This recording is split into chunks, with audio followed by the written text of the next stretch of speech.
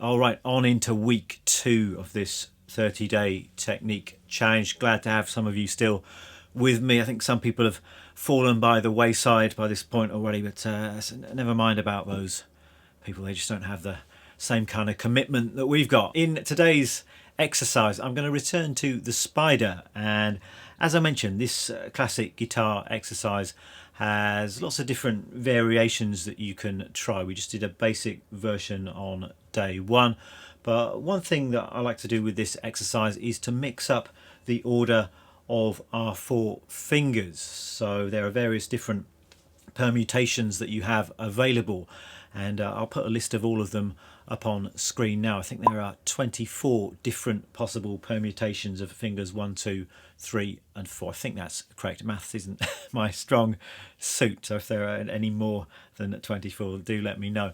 But 24 is certainly enough, I think. So what I would suggest you do is just choose 1 or 2 of these permutations, and it adds an extra challenge to this exercise, and it gets your fretting hand working in different ways. So I particularly like to choose the ones that I find difficult and work on those, and over time you kind of become your fingers gain a bit more independence, I think. So let's take a look at 1 or 2 of these then. Obvious one to start with would be just to reverse the order of fingers. So we're now going to go 4, 3, 2, 1 with our fingers, and that would sound like this.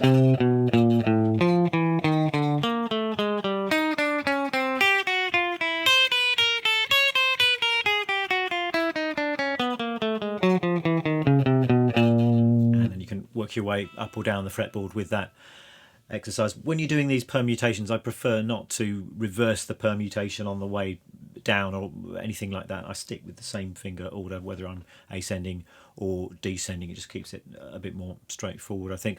Let's try another one. How about we do 1, 3, 2, 4.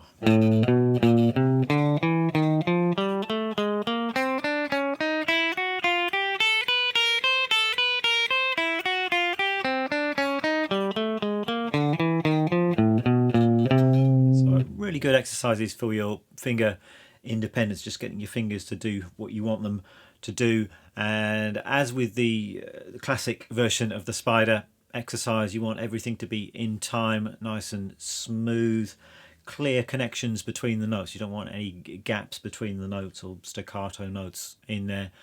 Stay relaxed, minimum movement with each of your hands. And why not choose one more permutation? Let's choose one that I find quite challenging. I think that's 3, 4, 2, 1. There's just something about that particular permutation that I find quite hard. So let me try that. I'm going to start it down at this end of the fretboard and work my way up. So